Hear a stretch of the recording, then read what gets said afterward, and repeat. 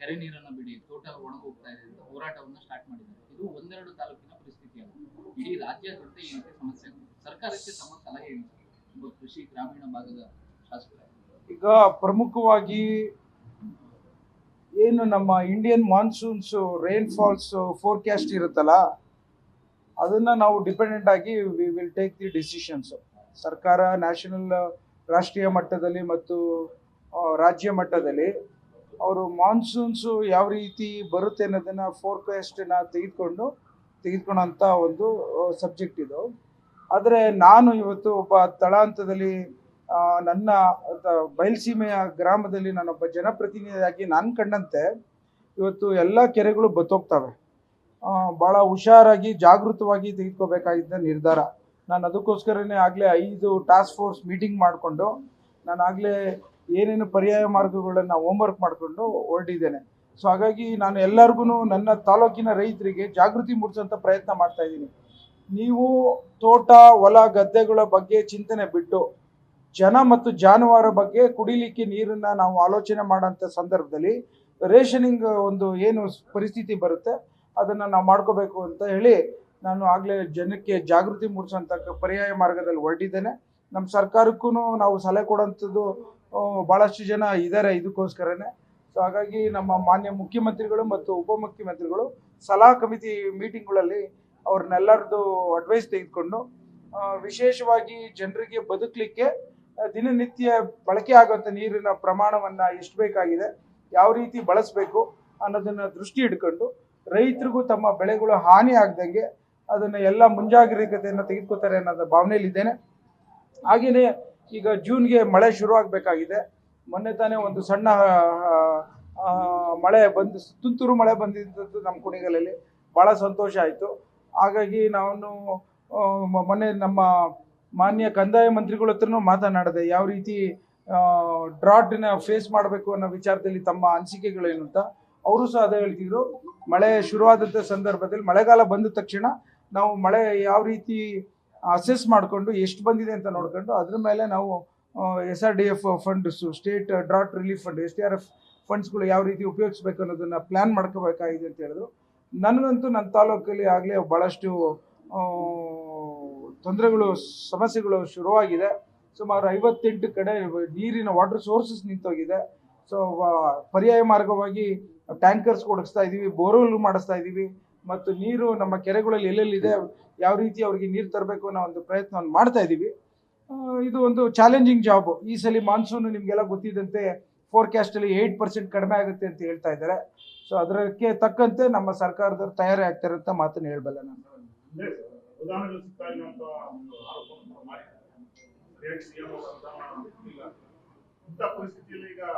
ಅಲ್ಲ ರೀ, ನಾನು ಯಾವತ್ತು ನಿಮ್ಮ ಮುಂದೆಲ್ಲ ನನ್ನ ಅನುದಾನ ಸಿಕ್ಕಿಲ್ಲ ಅಂತ ನಾನು ಯಾವತ್ತು ಮೀಡಿಯಾದಲ್ಲಿ ಹೇಳಿಲ್ಲ. ನಾನು ಮೀಡಿಯಾದಲ್ಲಿ ಹೇಳ್ತಿರೋಂಥದ್ದು ಏನು ಅಂತಂದರೆ, ನನಗೆ ಕೆಲವು ತುಮಕೂರು ಜಿಲ್ಲೆಯಿಂದ ಕೆಲವು ವ್ಯವಸ್ಥೆಗಳು ಬದಲಾವಣೆ ಆಗಬೇಕು ಅಂತ ಹೇಳಿದೆ. ಅದನ್ನು ತಕ್ಷಣವೇ ನಮ್ಮ ಮುಖ್ಯಮಂತ್ರಿಗಳು ಸ್ಪಂದಿಸಿದ್ರು. ಸೊ ಅದು ಒಂದು ಕಡೆ. ಎರಡನೇದು, ಹೌದು, ಅಫ್ಕೋರ್ಸ್ ನನಗೆ ಯಥೇಚ್ಛವಾಗಿ ಅನುದಾನಗಳನ್ನು ಕೊಡ್ತಾ ಇದ್ದಾರೆ ಸರ್ಕಾರದವರು. ಇನ್ನೂ ಬೇಕು ಅಂತ ಒಂದು ಸ್ವಲ್ಪ ಆಸೆಯಲ್ಲಿ ಹೇಳಿದ್ದೇನೆ. ಅದು ಬಿಟ್ಟರೆ ನಾನು ಸರ್ಕಾರದ ವಿಚಾರದಲ್ಲಿ ನನಗೆ ಕೆಲವು ಸಣ್ಣ ಪುಟ್ಟವು ಏನೇನಿದೆ ಅದನ್ನೆಲ್ಲ ನಾನು ಮಾಧ್ಯಮದ ಮುಂದೆ ಹೇಳೋದಕ್ಕಿಂತ ನಮ್ಮ ಮಾನ್ಯ ಮುಖ್ಯಮಂತ್ರಿಗಳು ಮತ್ತು ಉಪಮುಖ್ಯಮಂತ್ರಿಗಳು ಮತ್ತು ಮಂತ್ರಿಗಳ ಮುಂದೆ ಹೇಳೋಂಥ ವಿಚಾರಗಳನ್ನು ಹೇಳ್ಕೊತೀನಿ. ಅಫ್ಕೋರ್ಸ್ ನಮ್ಮ ಮಂತ್ರಿಗಳು ಕೆಲವು ಟೈಮಲ್ಲಿ ನಿಮಗೆಲ್ಲ ಗೊತ್ತಿದೆ ಅಂತ ಅವರೇ ಬ್ಯುಸಿ ಆಗಿರ್ತಾರೆ. ಕೆಲವು ಟೈಮಲ್ಲಿ ಅವ್ರದ್ದೇ ಆದಂಥ ಸಮಸ್ಯೆಗಳಿರುತ್ತೆ, ಸವಾಲುಗಳಿರುತ್ತೆ. ನನ್ನ ಕೆಲಸನ, ನನ್ನ ಊರಿದು ಕೆಲಸಗಳನ್ನು ನಾನು ಮಾಡಿಸ್ಕೊಳ್ಳೋ ಸಮರ್ಥನೆ ಇದ್ದಾರೆ. ನನ್ನ ಜೊತೆ ವಿಶೇಷವಾದಂಥ ಶಕ್ತಿ ಇದೆ, ನಿಮಗೆಲ್ಲ ಗೊತ್ತಿದಂತೆ. ಸೊ ಹಾಗಾಗಿ ನನ್ನ ಕೆಲಸಕ್ಕೆ ಯಾವುದು ಅಡ್ಡಿ ಆತಂಕಗಳು ಇಲ್ಲ ಅನ್ನೋದನ್ನು ಹೇಳಬಲ್ಲ ನಾನು. ವಿಶೇಷ ಶಕ್ತಿ ಇದೆ ಸರ್. ಈಗ ಒಂದು ದೊಡ್ಡ ಶಕ್ತಿ ಸಿಗ್ಬೋದಾ? ಕೊನೆಗೆ ನೀವು ಬರ್ತೀರಿ ಅಂತ ಗೊತ್ತು, ಅದಕ್ಕೆ ನಾನು ಒಂದು ಮಾತನ್ನು ಹೇಳಬಲ್ಲೆ.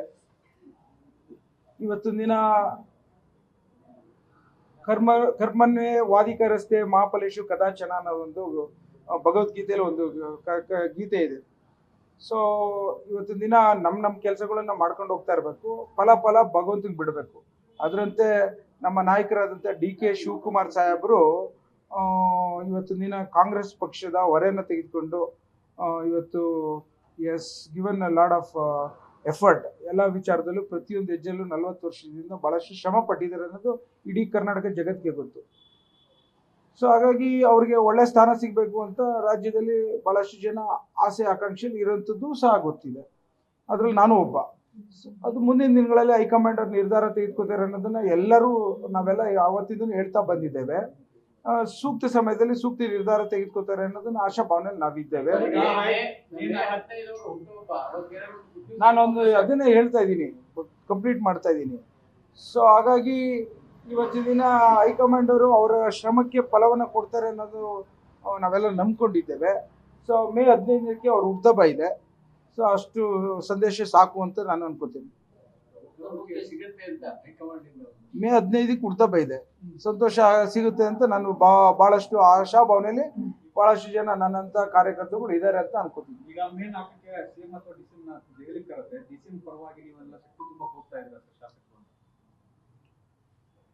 ನಮ್ಮ ಪಾರ್ಟಿಲಿ ಬಹಳಷ್ಟು ಒಂದು ಸಿಸ್ಟಮ್ ಇದೆ, ನಿಮಗೆಲ್ಲ ಗೊತ್ತಿದ್ದಂತೆ. ಅವೆಲ್ಲ ನಾವು ಏನೇ ವಿಚಾರಗಳಿದ್ರು ನಮ್ಮ 4 ಗೋಡೆ ಕಾನೂನು ಚೌಕಟ್ಟಲ್ಲಿ, ಪಾರ್ಟಿ ಪಕ್ಷಗಳ ಚೌಕಟ್ಟಲ್ಲಿ ಮಾತನಾಡಬೇಕು. ಸೊ ಹಾಗಾಗಿ ನಾವು ನಿಮ್ಮ ಮೀಡಿಯಾ ಮುಂದೆ ಮಾತನಾಡಿ ಪಾರ್ಟಿಗೆ ಎಲ್ಲೂ ಮುಜುಗರ ತರಬಾರ್ದು ಅನ್ನೋದನ್ನ ನಮ್ಮ ಪ್ರಯತ್ನ ಮತ್ತು ನಮ್ಮ ಚಿಂತನೆ. ಸೊ ಹಾಗಾಗಿ ನಾನು ಅದನ್ನೆಲ್ಲ ನಿಮ್ಮ ಹತ್ರ ಮಾತಾಡ್ಲಿಕ್ಕೆ ಹೋಗೋದಿಲ್ಲ. ಒಂದು ಮಾತು, ಇವತ್ತಿನ ದಿನ ಎಲ್ಲ ಶಾಸಕರಿಗೂ ಏನಾದರೂ ಮುಂದಿನ ದಿನಗಳಲ್ಲಿ ಸಚಿವ ಸ್ಥಾನ ಸಿಗಲಿ ಅನ್ನೋ ಒಂದು ಭಾಳಷ್ಟು ಜನ ಆಶಾಭಾವನೆಯಲ್ಲಿದ್ದಾರೆ. ಸೊ ಆ ಪ್ರಯತ್ನದಲ್ಲಿ ಮುಖಂಡರುಗಳನ್ನ ಹೈಕಮಾಂಡ್ನ ಭೇಟಿ ಮಾಡಬೇಕು ಅಂತ ಇದ್ದಾರೆ. ಅದನ್ನು ಈಗಾಗಲೇ ಒಂದು ಟೀಮರ್ ಹೋಗಿದ್ರು, ಇನ್ನೊಂದು ಟೀಮರು ಹೋಗಬೇಕು ಅಂತ ಇದ್ದಾರೆ. ಅದನ್ನು ಹೋಗೋದ್ರ ತಪ್ಪಿಲ್ಲ ಅನ್ನೋದನ್ನ ಪ್ರತಿಪಾದಿಸ್ತಾ ಇದ್ದೇವೆ, ಹೋಗ್ತಾರೆ. ಅದು ಗೊತ್ತಿಲ್ಲ ನನಗೆ ಎಷ್ಟು ಜನ ಏನು ಅಂತ.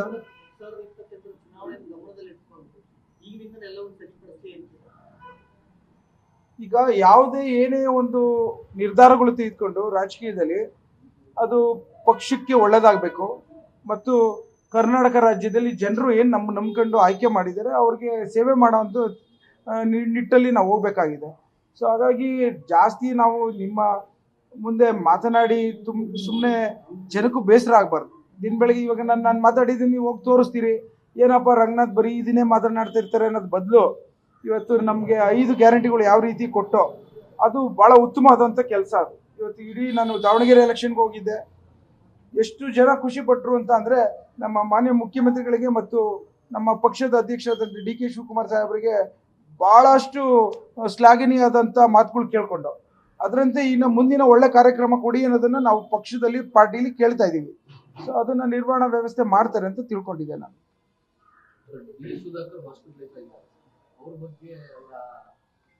ಈಗ ಅದು ನಾವು ಕರೆಕ್ಟಾಗಿ ಯಾರು ನಿಮ್ಗೆ ಹೇಳ್ತಾ ಇಲ್ಲ. ಒಂದು, ಅವರು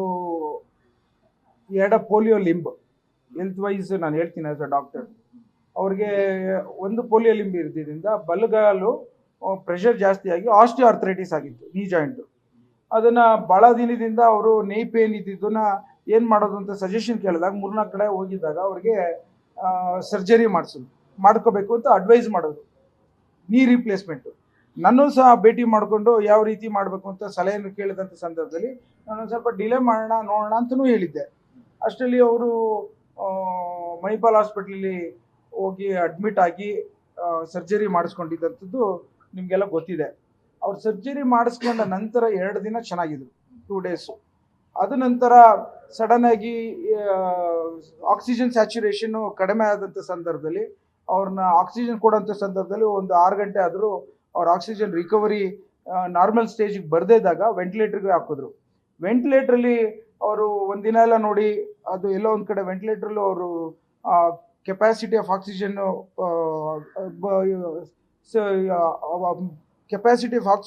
ಅಷ್ಟು ರೀಚ್ ಆಗಲಿಲ್ಲ ಅಂದ ತಕ್ಷಣವೇ ಎಕ್ಮೋ ಅಂತ ಮಿಷಿನ್ ಬರುತ್ತೆ, ಅದು ಆರ್ಟಿಫಿಷಿಯಲ್ ಲಂಗು ಮತ್ತು ಹಾರ್ಟನ್ನ ಸಪೋರ್ಟ್ ಮಾಡೋಂಥ ಮಿಷಿನ್ ಅದು. ಸೊ ಹಾರ್ಟು ಮತ್ತು ಲಂಗನ್ನು ಬೈಪಾಸ್ ಮಾಡೋಂಥ ಮಿಷಿನ್ ಹಾಕಿ ಸುಮಾರು ಇವತ್ತು 4 ವಾರ ಆಗಿದೆ. ಚೇತರಿಕೆ ಅಷ್ಟು ಚೆನ್ನಾಗಿ ಕಾಣಿಸ್ತಾ ಇಲ್ಲ. ಏನು ಇವತ್ತಿನ ದಿನ ಡಯಾಗ್ನೋಸಿಸ್ ಅಂದರೆ ARDS ಅಂತ ಒಂದು ಲಂಗಲ್ಲಿ ಒಂದು ಕಾಯಿಲೆ ಬರುತ್ತೆ, ಇನ್ಫೆಕ್ಷನ್. ಅದು ರೆಸ್ಪಿರೇಟರಿ ಡಿಸ್ಟ್ರೆಸ್ ಸಿಂಡ್ರೋಮ್ ಅಂತ ಅಂತಾರೆ, ಅಕ್ಯೂಟು. ಅದಾಗಿ ಲಂಗ್ಸು ಫೈಬ್ರೋಸಿಸ್ ಆಗಿದೆ. ಸೊ ಹಾಗಾಗಿ ಅವರು ಚೇತರಿಕೆ ವಿಚಾರದಲ್ಲಿ ಇನ್ನೂ ಹೆಚ್ಚಿನ ರೀತಿ ಆಗಬೇಕಾಗಿರೋಂಥ ಸಂದರ್ಭದಲ್ಲಿ ನಮ್ಮ ಜೊತೆ ಅಷ್ಟು ಆಗದೆ ಇರೋಂಥದ್ದನ್ನ ಒಂದು ಸ್ವಲ್ಪ ಕಳವಳ ಇದೆ. ಮುಂದಿನ ಇನ್ನು ಸ್ವಲ್ಪ ದಿನದಲ್ಲಿ ಆಗಬೇಕು ಅನ್ನೋದನ್ನು ನಾವು ಸಹ ಅಪೇಕ್ಷೆ ಪಡ್ತಾ ಇದ್ದೇವೆ. ಅವರು ಸ್ಥಿತಿ ಗಂಭೀರವಾಗಿದೆ. ಈಗಂತಲೇ ಮುಚ್ಚಿಡ್ತಾ ಇದೆ ಸರ್ಕಾರ. ಫಸ್ಟು ಡಿಸಿಷನ್ಸು ಇವೆಲ್ಲ ಫ್ಯಾಮಿಲಿಯವ್ರು ತೆಗೆದುಕೊಳ್ಳೋಂಥದ್ದು, ಸರ್ಕಾರ ಅಲ್ಲ ತೆಗೆದುಕೊಳ್ಳೋದು. ನಮ್ಮ ತಂದೆಯವ್ರಿಗೆ ಏನಾದ್ರೆ ನಾನು ನಿಂತ್ಕೊಂಡು ಡಿಸಿಷನ್ ತೊಗೋಬೇಕು, ನಮ್ಮ ಮನೆಯವ್ರು ತೊಗೋಬೇಕು. ಸೊ ಅವರು ಹೆಲ್ತ್ ಡಿಸಿಷನ್ಸ್ಗಳು ಏನಾದರೂ ರಿವೀಲ್ ಮಾಡಬೇಕು ಅಂತಂದರೆ ಫ್ಯಾಮಿಲಿಯವ್ರದ್ದು ಪರ್ಮಿಷನ್ ತೊಗೊಂಡು ಮಾಡಬೇಕು. ಒಂದಾದರೆ ಸರ್ಕಾರದವರು ಮಾನ್ಯ ಮುಖ್ಯಮಂತ್ರಿಗಳು ಸಹ ಹೋಗಿದ್ದಾರೆ, ಮಾನ್ಯ ಉಪಮುಖ್ಯಮಂತ್ರಿಗಳು ಸಹ 2 ಬಾರಿ ಹೋಗಿದ್ದಾರೆ, 2 ಬಾರಿ ಅಲ್ಲ, ಒಂದು 4 ಸಲ ಹೋಗಿದ್ದಾರೆ. ಡಾಕ್ಟರ್ಸ್ ಜೊತೆ ಭಾಳಷ್ಟು ಸುದೀರ್ಘವಾಗಿ ಡಿಸ್ಕಷನ್ ಮಾಡಿದ್ದಾರೆ. ನಾನು ಇದ್ದೆ ಒಂದು ಡಿಸ್ಕಷನಲ್ಲಿ. ಆಗ ಲಂಗ್ ಟ್ರಾನ್ಸ್ಪ್ಲಾಂಟೇಷನ್ ಮಾಡ್ಬೋದಾ ಅನ್ನೋದೊಂದು ಡಿಸ್ಕಷನ್ಸು ಸಹ ಬಂದಿತ್ತು. ಅದಾದಮೇಲೆ ಕಿಮ್ಸ್ಗೆ ಇವಾಗ ವೈಟ್ ಫೀಲ್ಡಲ್ಲಿ ಅಲ್ಲಿಗೆ ಶಿಫ್ಟ್ ಮಾಡಿದ್ದಾರೆ. ವೈಟ್ ಫೀಲ್ಡ್ ಅಂತೀನಿ, ಎಲೆಕ್ಟ್ರಾನಿಕ್ ಸಿಟಿಲಿ. ಸೊ ಪ್ರತಿಯೊಂದು ಹಂತದಲ್ಲೂ ನಮ್ಮ ಸರ್ಕಾರದವರು ಯಾವ ರೀತಿ ಅವ್ರಿಗೆ ಮಾನಸಿಕವಾಗಿ ಬಲ ಕೊಡಬೇಕು, ಯಾವ ರೀತಿ ಎಲ್ಲ ಶಕ್ತಿ ತುಂಬಬೇಕು ಅದನ್ನು ಮಾಡ್ತಾ ಇದ್ದಾರೆ. ಸೊ ಹಾಗಾಗಿ ಮುಚ್ಚಿಡೋಂಥ ಅವಶ್ಯಕತೆ ಏನಿಲ್ಲ. ದಿಸ್ ಇಸ್ ದಿ ಪೇಷಂಟ್ದು ಅವ್ರದ್ದು ಏನಿದೆ ಪ್ರೋಗ್ರೆಸ್ಸಸ್ಸು ಅದನ್ನು ಹೇಳಬೇಕು ಅಂದರೆ, ಆಚೆ ರಿವೀಲ್ ಮಾಡಬೇಕು ಅಂದರೆ ಫ್ಯಾಮಿಲಿಯವ್ರು ಫಸ್ಟ್ ಪರ್ಮಿಷನ್ ಕೊಡಬೇಕು. ಎರಡನೇದು ಹಾಸ್ಪಿಟ್ಲರು, ಎರಡನೇದು ದೇ ಶುಡ್ ಡಿಸೈಡ್, ಮೂರನೇದು ಸರ್ಕಾರದವ್ರು ತಗೋಬೇಕು. ಸೊ ಹಾಗಾಗಿ ಅದರಲ್ಲಿ ಏನು ಮುಚ್ಚಿಡೋಂಥ ಅವಶ್ಯಕತೆ ಇಲ್ಲ. ಒಂದು, ಎರಡನೇದು ಅದರಿಂದ ಏನು ನೀವು ಪಬ್ಲಿಕ್ ಮಾಡಿ ನಿಮಗೆ ಬೇರೆ ರೀತಿಯ ತೊಂದರೆಗಳಾಗಬಾರ್ದು ಅಂಥೇಳಿ ಅದನ್ನು ಯಾವ ರೀತಿ ಅದಕ್ಕೆ ಕೋಡ್ ಆಫ್ ಒಂದು ಪ್ರೋಟೋಕಾಲ್ ಇರೋದು ಅದರಂತೆ SOP ನಡೀತಾ ಇದೆ ಅಂತ ನಾನು ಭಾವಿಸ್ತೇನೆ.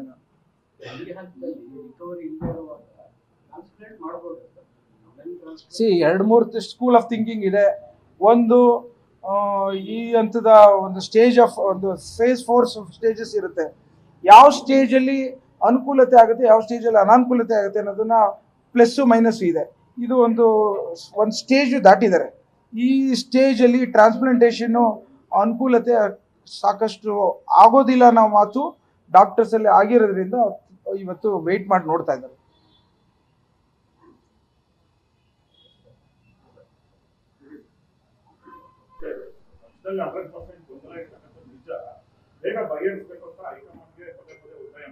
ಅಫ್ಕೋರ್ಸ್ ಇವಾಗ ಒಪ್ಪಂದ ಆಗಿರೋಂಥ ವಿಚಾರನ ಎಲ್ಲರ ತಲೆಯಲ್ಲೂ ಇದೆ. ಆ ಒಪ್ಪಂದ ಏನು ಅನ್ನೋದನ್ನ ಇಬ್ರು ಬಂದು ಹೇಳೋವಂಥದ್ದು ವಿಚಾರದಲ್ಲಿ ಹೈಕಮಾಂಡ್ ಅವ್ರು ನಿರ್ಧಾರ ತೆಗೆದುಕೋಬೇಕು ಅನ್ನೋದನ್ನ ಹೇಳ್ತಾ ಇದ್ದಾರೆ. ಅದನ್ನ ನಾವೆಲ್ಲ ಅಪೇಕ್ಷೆ ಪಟ್ಟು ಕಾಯ್ತಾ ಇದ್ದೀವಿ. ಗೊಂದಲನ ನಿವಾರಣೆ ಮಾಡಲಿಕ್ಕೆ ಹೈಕಮಾಂಡ್ ಅವರು ಎಲೆಕ್ಷನ್ಸ್ ಅಲ್ಲಿ ಬಿಸಿ ಇದ್ರು, ಎಲೆಕ್ಷನ್ ಆದ್ಮೇಲೆ ಮಾಡ್ತಾರೆ ಅಂತ ಅನ್ಕೋತೇನೆ. ಹೈಕಮಾಂಡ್ ನಾಯಕರು ಅಷ್ಟೇ ಭೇಟಿ ಆಗ್ತಾರೆ. ವೇಣುಗೋಪಾಲ್, ರಾಹುಲ್ ಗಾಂಧಿ ಅವರ ಭೇಟಿಗೆ ಇನ್ನೂ ಕೂಡ ಅಪಾಯಿಂಟ್ಮೆಂಟ್ ಸಿಗ್ತಾ ಇಲ್ಲ. ಎಲೆಕ್ಷನ್ಸ್ ಬಿಸಿ ಇದ್ದಾಗ ಅವರು ಸಹ ಇಡೀ ಸ್ಟೇಟ್ಸ್ ಎಲೆಕ್ಷನ್ಸ್ಗಳು ಎಲ್ಲರೂ ಕಾರ್ಯನಿರ್ವಹಿಸ್ತಿರ್ಬೇಕಾದ್ರೆ ನೀವು ಹೆಂಗೆ ಅವರು ಟೈಮ್ ತಗೊಳಕ್ಕಾಗುತ್ತೆ? ಸಾಕಷ್ಟು ಸಂಖ್ಯೆಯಲ್ಲಿ ಶಾಸಕರು ಕೂಡ ಬಯಸ್ತಾ ಇದ್ದಾರೆ ಸರ್, DCM ಅವರು ಸಿಎಂ ಆಗಲಿ ಅಂತ. ಈಗ ನೀವು ಕೇಳ್ತಾ ಇದ್ದೀರಿ ಎಷ್ಟು ಜನ ಶಾಸಕರು ಇದ್ರ ಬಯಸ್ತಾರೆ ಅಂತ ಅಂದ್ಬಿಟ್ಟು. ನಾನು ಒಂದು ಮಾತನ್ನು ಹೇಳಲಿಕ್ಕೆ ಇಚ್ಛೆ ಪಡ್ತೇನೆ. ಇವತ್ತು ಸಿದ್ದರಾಮಯ್ಯ ಸಾಹೇಬರು ಒಳ್ಳೆ ಕೆಲಸವನ್ನು ಮಾಡಿದ್ದಾರೆ. ಇವತ್ತು 8 ವರ್ಷ ಆಗಿದೆ. ಅವರು ಸಹ ನಿರ್ವಹಣಾ ವ್ಯವಸ್ಥೆಯಲ್ಲಿ ಕರ್ನಾಟಕಕ್ಕೆ ಉತ್ತಮವಾದಂಥ ಒಂದು ಆಯವ್ಯಯ ಬಜೆಟ್ಗಳನ್ನು ಕೊಟ್ಟು ಒಳ್ಳೆ ಹೆಸರು ತೆಗೆದುಕೊಂಡಿದ್ದಾರೆ. ಮುಂದಿನ ದಿನಗಳಲ್ಲಿ DK ಶಿವಕುಮಾರ್ ಸಾಹೇಬರು ಸಹ ಸ್ಥಾನವನ್ನು ತುಂಬಬೇಕು ಅಂತ ಕೆಲವರು ಆಸೆಲಿದ್ದಾರೆ. ಸೊ ಮುಂದಿನ ದಿನಗಳಲ್ಲಿ ಆಗುತ್ತೆ ಅಂತ ನಾನು ಭಾವಿಸ್ತೇನೆ. ಅದು ನಿಮಗೆ ಇದೆಲ್ಲ ಹೈಕಮಾಂಡರ್ ತೆಗೆದುಕೊಂಡಂಥ ನಿರ್ಧಾರದಲ್ಲಿ ಪೂರಕವಾಗಿ ಅವರು ಶಾಸಕರನ್ನ ಭೇಟಿ ಮಾಡಿ ಅವರು ಸಹ ಒಪಿನಿಯನ್ ತೆಗೆದುಕೊಳ್ಳೋಂಥದ್ದು ಏನೇನು ಬೇಕು ಮಾಡ್ತಾರೆ.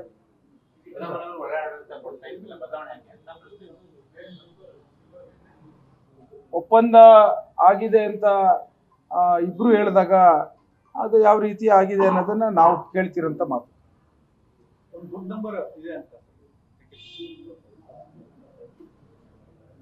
139 MLAs are there with our Chief Minister Siddaramaiah sir. 139 MLAs are there with DK Shivakumar sir. ಈಗ ಸರ್ಕಾರ ಅಧಿಕಾರಕ್ಕೆ ಬಂದು ಈಗ ಮೇ 23 ವರ್ಷ ಕಂಪ್ಲೀಟ್ ಆಗ್ತಾ ಇದೆ. 2.5 ವರ್ಷ ಅಧಿಕಾರ ಒಪ್ಪಂದ ಆಗಿದೆ ಅಂತ ಚರ್ಚೆ ಆಗ್ತಾ ಇತ್ತು. ಆದ್ರೆ 2.5 ವರ್ಷದ ಬಳಿಕ DK ಅವಕಾಶ ಸಿಗ್ತಾ ಇಲ್ಲ. ಹೀಗಾಗಿ ಏನಾದ್ರು ಒಂದು ಡೆಡ್ಲೈನ್ ಅಂತ ಏನಾದ್ರು ಒಂದು ಅಧಿಕಾರಿ ಏನಾದ್ರು ಹೈಕಮಾಂಡ್ ಸಂದೇಶ ಕೊಡ್ತೀವಿ. ಈಗ ಚೀಫ್ ಮಿನಿಸ್ಟರ್ ವಿಚಾರದಲ್ಲಿ ನೀವೆಲ್ಲ ಮಾತನಾಡಬಾರ್ದು ಅಂತ ನಮಗೆಲ್ಲ ನೋಟಿಸ್ ಕೊಟ್ಟಿದ್ದಾರೆ. ಪದೇ ಪದೇ ಅದನ್ನೇ ಮಾತಾಡಿ ಜನಕ್ಕೂ ಬೇಸರ ಮಾಡೋದು ಬೇಡ. ಅದೇನಿದೆ ಒಳ್ಳೆ ನಿರ್ಧಾರಗಳನ್ನು ಹೈಕಮಾಂಡರ್ ತೆಗೆದುಕೊತಾರೆ. ಅವ್ರೇನು ತಗೋತಿದ್ರೆ ನಾವೆಲ್ಲ ತಲೆ ಬಾಗಿ ಶಿರಸ ವಹಿಸಿ ಕೆಲಸ ಮಾಡೋದನ್ನು ಬಿಟ್ಟರೆ, ಇವತ್ತು ನನಗೆ 28 ಮತ್ತೊಮ್ಮೆ ಕಾಂಗ್ರೆಸ್ ಬಂದು ಮತ್ತೊಮ್ಮೆ ಸೆಕೆಂಡ್ ಗ್ಯಾರಂಟಿಗಳು ಇದೆ ನಮ್ಮಲ್ಲಿ, ಅದನ್ನು ಜನಕ್ಕೆ ಕೊಡೋಂಥದ್ದನ್ನು ಎಲ್ಲ ಆಲ್ರೆಡಿ ನಮ್ಮ ಅಧ್ಯಕ್ಷರು ರೆಡಿ ಮಾಡ್ಕೊಂಡಿದ್ದಾರೆ. ಅದನ್ನು ಅನೌನ್ಸ್ ಮಾಡಿ ಉತ್ತಮವಾದಂಥ ಒಂದು ಸರ್ಕಾರವನ್ನು ಮತ್ತೊಮ್ಮೆ ಕಾಂಗ್ರೆಸ್ ಬಂದು ಕೊಡ್ತೇವೆ ಅನ್ನೋ ಮಾತನ್ನು ಹೇಳಲಿಕ್ಕೆ ಇಚ್ಛೆಪಡ್ತೇನೆ. ಅಲ್ಲಿ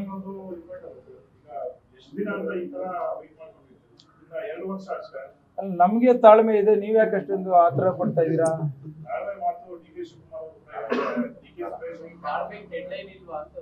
ಕಾಲವೇ ತಸ್ಮೈ ನಮ ಅಂತ ಹೇಳ್ತಿರ್ತಾರೆ ನಮ್ಮ ಸಾಹೇಬರು. ಮೇ 15ನೇ ತಾರೀಕು ನಮ್ಮ ಸಾಹೇಬ್ರದು ಹುಟ್ಟು ಹಬ್ಬ.